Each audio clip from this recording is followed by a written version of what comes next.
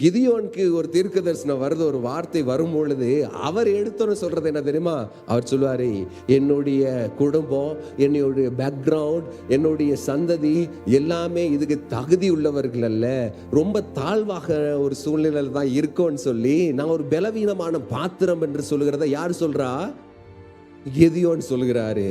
இது போலவே இன்றைக்கு இன்னைக்கு அமர்ந்திருக்க நாங்களும் சில வாக்கு தத்துவம் இல்லாட்டுக்கு தீர்க்க தரிசனத்தை கர்த்தர் உங்களை வாழ்க்கையில சொன்னதை இன்றைக்கு நாங்க எப்படின்னா அதை ஏற்றுக்கொள்கிற ஜனமாக இல்லை.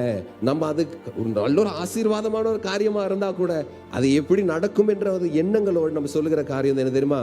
என் பேக்ரவுண்ட் அது இல்லை, நான் பலவீனமானவனாக இருக்கிறேன், என் குடும்பத்தில் அது செய்யறதுக்கு வாய்ப்பு இல்லை, அந்த அளவு உயர்வு வர்றதுக்கு வழி இல்லை என்ற ஒரு காரியத்தை நீங்க சொல்லிக் கொண்டு இருக்கலாம். ஆனா கர்த்தர் அந்த வார்த்தையை அப்பே உடைத்தார். எப்படி தெரியுமா? பராக்கிரமசாலியே என்று சொல்லி கிதியோனை பார்த்து பார்க்கிறாரு.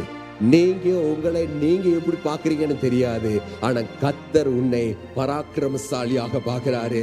நீங்க உங்களோட பேக்ரவுண்ட், உங்க குடும்பம், நீங்க எல்லாமே பலவீனமான பாத்திரம் என்று சொல்லி நீங்க நினைக்கலாம். ஆனா கர்த்தர் எதை நினைக்கிறாரோ அதுதான் உண்மையாக இருக்கும்.